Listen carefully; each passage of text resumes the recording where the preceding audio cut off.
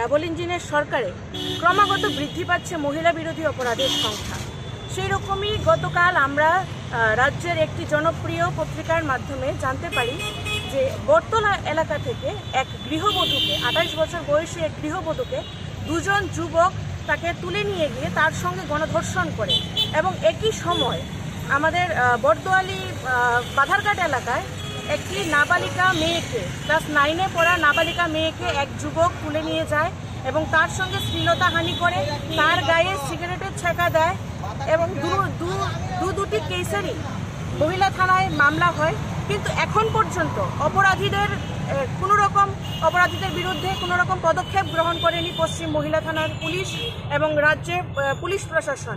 এই নিয়েই আজ আমরা পশ্চিম মহিলা থানার পুলিশের সঙ্গে দেখা করতে এসেছি যে কী কারণে এই ধরনের অপরাধের সঙ্গে, মহিলা বিরোধী অপরাধের সঙ্গে যারা যুক্ত রয়েছে তাদের পার পাইয়ে দেওয়া হচ্ছে। এই ধরনের ঘটনাগুলি যে পুলিশ যদি কোনো পদক্ষেপ না নেয়, তা যারা অপরাধ করে তাদেরকে উৎসাহিত করে এই ধরনের ঘটনা করতে।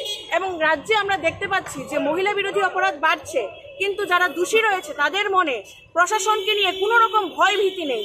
এই ধরনের ঘটনা যেন অতি সত্বর বন্ধ হয় এবং পুলিশ প্রশাসন যেন মহিলা বিরোধী অপরাধীদের কঠোর থেকে কঠোরতর শাস্তির ব্যবস্থা করে, এই দাবি নিয়ে আজ আমরা পশ্চিম মহিলা থানার সঙ্গে কথা বলব।